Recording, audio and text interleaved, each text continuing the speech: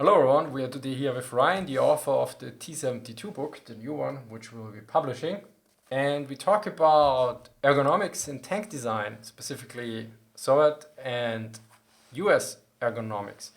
So I often hear the statement that Soviets didn't care or even didn't know about ergonomics, but I also read in your book that there was specifically a study where the Soviets found out, okay, when two tanks fight each other, the one with the more fatigued crew will usually lose. And I also know from Peter from Tank Archives that the Soviets did various, even in World War II, studies on ergonomics for their tankers. So, what is your overall take on this and approach? Because you did a lot of stuff for the T-72 in that regard. Well, to research for the T-72, what I had to do basically was research the history of ergonomics as a science in the USSR in general. Because in general, the USSR really didn't it genuinely didn't really care that much about ergonomics because there just wasn't any research into the topic. Like for example, in the US, you had design houses, industrial design houses, and you have figures like Henry Dreyfus, who was an industrial designer. They were doing studies on the the anthropometry, which is basically like the dimensions of the human being and how the dimensions are distributed across a population. So they were doing these kinds of studies to better understand how to fit people in workstations, not just vehicles like tanks, but like telephone operator switchboards, like where to put the switchboard in relation to the chair, how tall the chair should be. So this is all to do with the concept of percentiles. Like the average person is going to be a 50th percentile person, and if you look at the whole population, that will be 100th percentile. So someone who is a 100th percentile is going to be larger than basically everyone else in the population. That's the 100th percentile. If you're the 95th percentile, that person is going to be larger, or or taller, or his arms might be longer. Whatever dimension you choose, 95th percentile means that it's going to be larger than 95% of the population, basically. That might not be precisely correct, but that's basically the idea. So the Soviet Union in general was basically operating under the 50th percentile rule. They didn't call it that. They just uh, they just considered it a policy to design for an average person. So they would do a survey, I should say a study, a large scale study on conscript populations, for example, and they would figure out what the average height, weight, these kind of anthropological indicators are. So they'll get the average, and then they will design for that average. In the US, quite early on, they adopted designing according to a 95th percentile. So that's basically why US tanks are bigger, because they were designing for bigger people. This doesn't mean that Soviet tanks were small because they didn't care about ergonomics. They were just designing for smaller people. But the basic principles of ergonomics, like having a convenient layout, uh, you know, making it so that your sights don't fog up when you want to, press your eyes to it. These kinds of functional design principles were pretty much the same. The only thing is that the Soviet tanks were smaller, right? Uh, so if you get into a T-72, and I should give a disclaimer that I haven't actually been inside a T-72, but when you get inside a T-72 and you look at the layout of all the controls, everything is right in front of you. If you're in the gunner's seat, the sight is right in front of you. All the buttons are on the face panel of the sight. So it's all right in front of you. When you're sitting down, it's all eye level, so you can see all the buttons and switches. Control handles are under the sight, so you have your hands at a natural pose. So you're sitting with a natural pose where you're using the sights, and everything that you need to use most often is going to be placed in a more convenient position. If it's less often used, it's going to be a bit further to the side. Uh, and there's basically nothing behind you. So everything you need to use, you can see.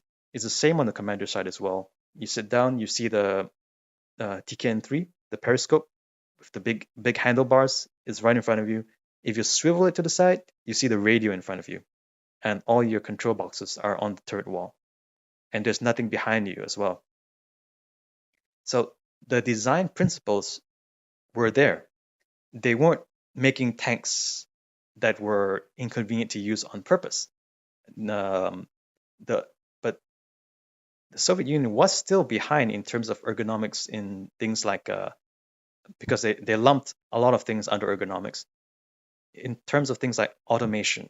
Like for example, in the Leopard 2, if you're a gunner, when you laser target, let's say it's a moving target, when you laser target and you hold on to it, it will automatically calculate the lead to the target. It will also calculate the range and how much you elevate the gun.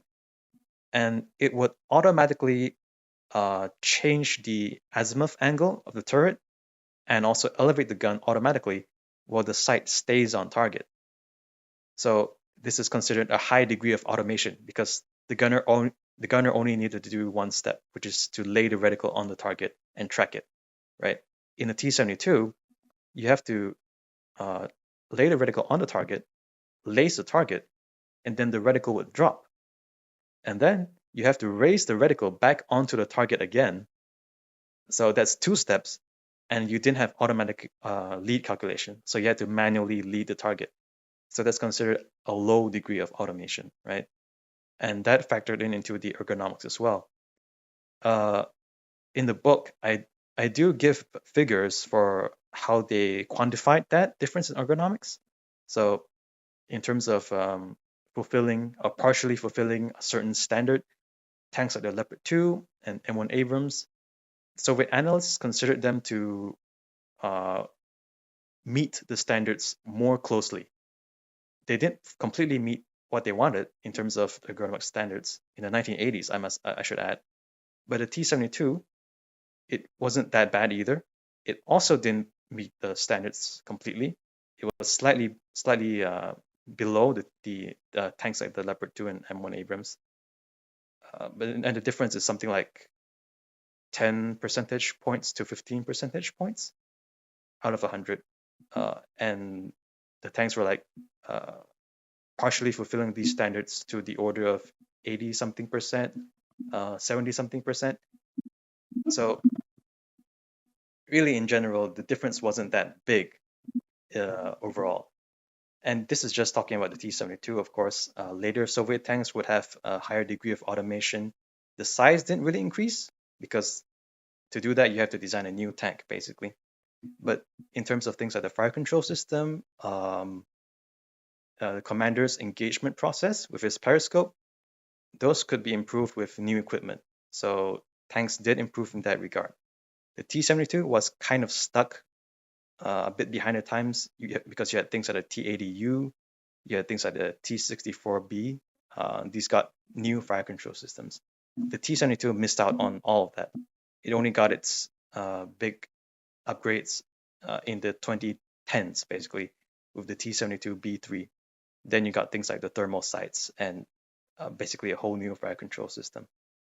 So during the Soviet times, it wasn't it didn't see much improvement, but the basics were basically there. It wasn't that much different from the Western tanks in most regards. You mentioned that the Soviets basically designed to the 50th percentile. From my understanding, what you mentioned before off camera is that is also what basically the economy class in aircraft are designed for, right? Seats.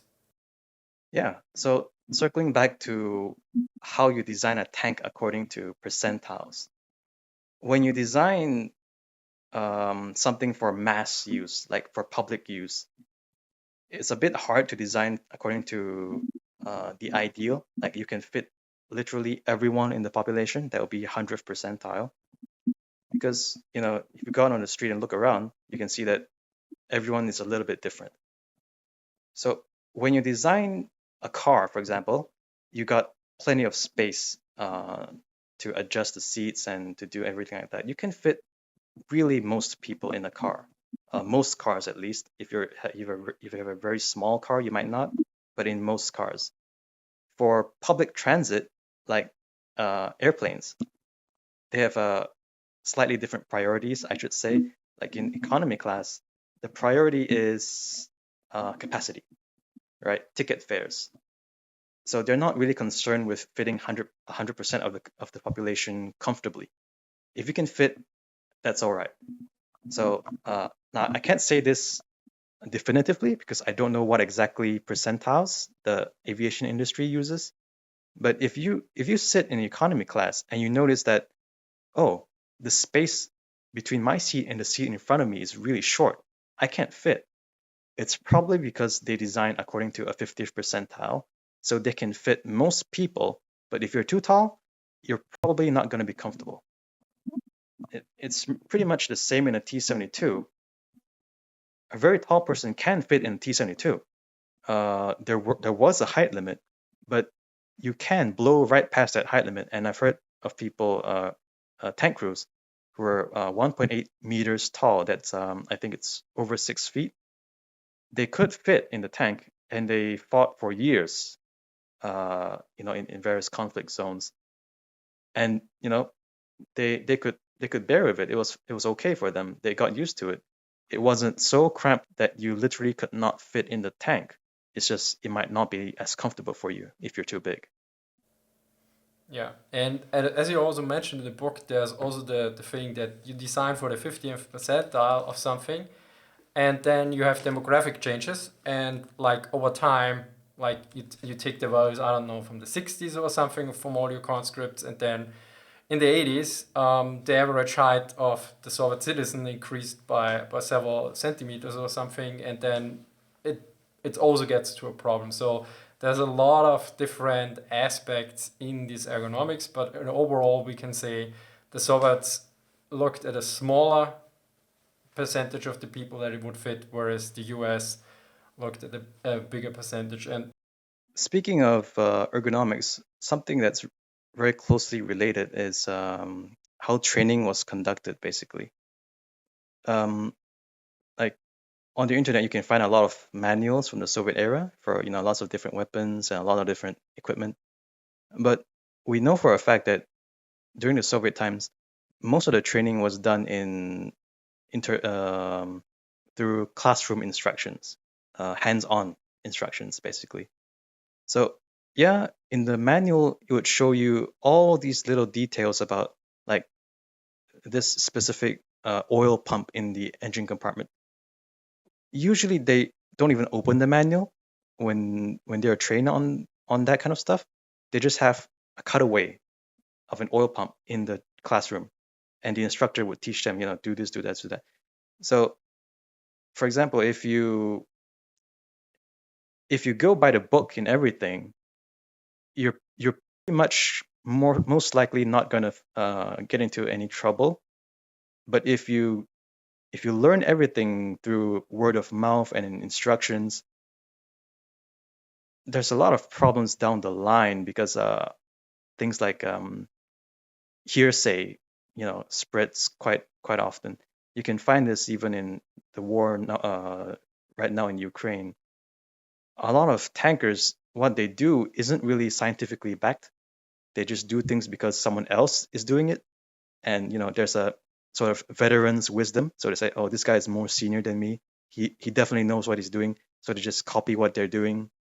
They don't really understand why they're doing that, but they don't really understand the theory. They just yeah. So there's kind of a reversal of the academic side. Like if you look at the Russian academics, students and all that, they're usually really, really good in maths. All these calculations, they can do it.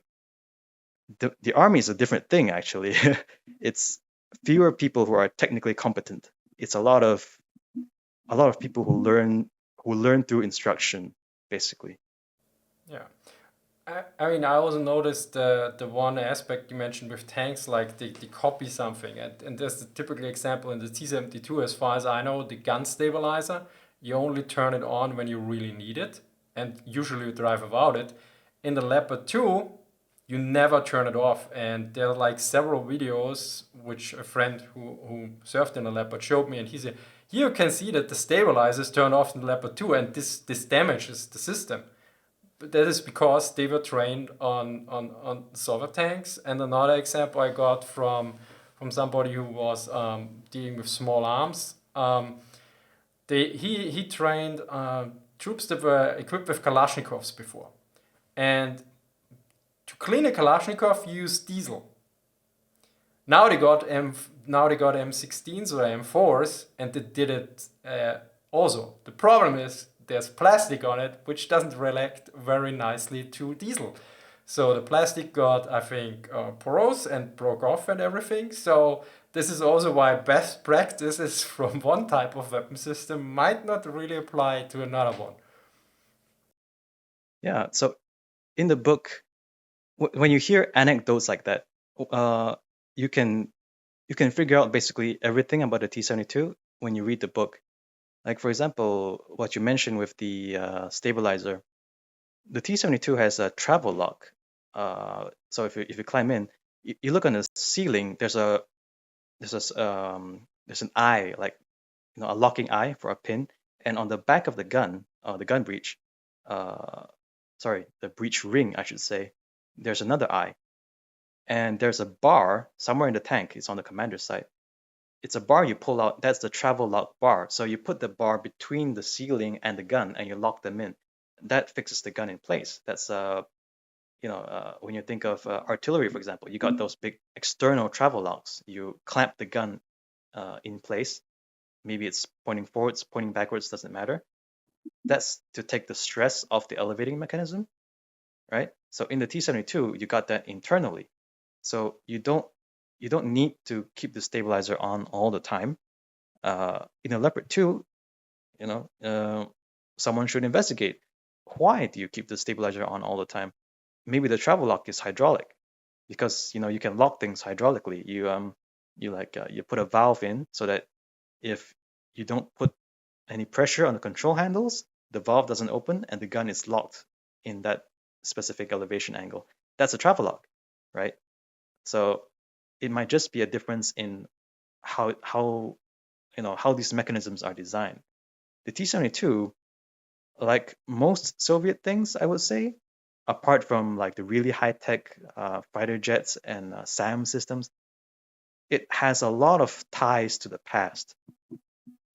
So things like, the control layout for the driver, the tillers, these kinds of things, how you lock the gun, these things basically didn't change much or at all since World War II. Now, I'm not saying that if you were a World War II Red Army tanker, you could jump into a T-72 and know how to operate it, but a lot of things are going to be basically familiar to you. Like there's going to be a lot of mechanical stuff that you can figure out intuitively, like how to look out of the cupola. You don't have a panoramic sight that modern tanks have, like the Leopard 2 has one. You have this cupola, the whole thing will rotate, and that's pretty much like the T-34. It's a T-34-85 specifically, I think. You don't have so many periscopes in a T-34-85 cupola, but you have this central periscope that's in the roof of the cupola, and the roof can rotate. So when you're a commander sitting inside a T-34-85, you grasp onto that periscope, you look through it, and you can turn the cupola, whichever direction you want to look. It's the same thing in a T-72. So there's a lot of functional similarities in that regard, right? There's a lot of things that you might be familiar with intuitively, even if the technology is foreign to you. Now, if you want to learn more about the T-72, be sure to get Ryan's book, The T-72, The Definitive Guide to the Soviet Workhorse, and enjoy a 20% discount from 13th until 27th September 2024, and about 10% on all our other books. The book has about 480 pages, it uses an extensive number of Soviet sources, and details various aspects of the Soviet T-72 and its variants, ranging from ergonomics to armor, particularly how it was continuously upgraded. Professor Hazel states, Whether you are a military enthusiast, a history buff, or simply curious about the machines that shape our world, this book offers a comprehensive exploration of one of the most iconic tanks of the modern era. Check it out in the description. Then thank you very much, Ryan. Thank you for watching and see you next time. Bye.